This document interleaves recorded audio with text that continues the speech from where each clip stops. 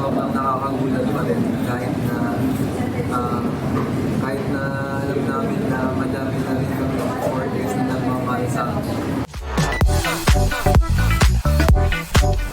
Kapag joke ko, randomly lang namin music. So, we had a lot of options before, included po dyan yung Seatbelts On, which is yung pinangalan po namin sa first concert namin last year sa New Frontier Theater. Pero pinaka nag-resonate po kami sa Cup of Joe kasi Cup of Joe is a slang for a cup of coffee. Tapos bilang doon kami na po sa Baguio, parang yun yung vibe na gusto namin i-give off. So parang if you listen to our music, it's like sipping a cup of coffee. So parang very relaxing, very hopeful for the day. And Joe actually is parang tawag po siya sa isang average guy.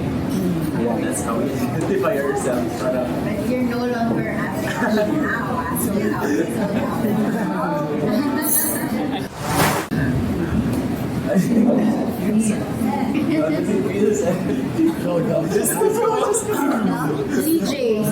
how does it feel, CJ?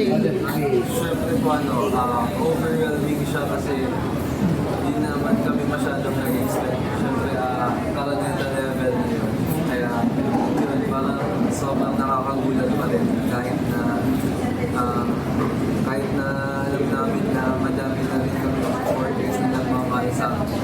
Parang ginugulat pa rin nila kami every time pagdating sa pagpapakita nila ng support sa akin. Kaya love na yung Jowas na ayun kasi yung tawag sa fan. Anong tawag? Jowas.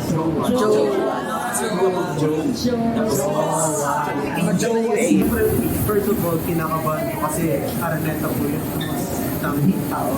Pero, ayun po, parang sobrang thankful kami kasi parang nabigyan kami ng chance para mag-play sa harap ng fans namin.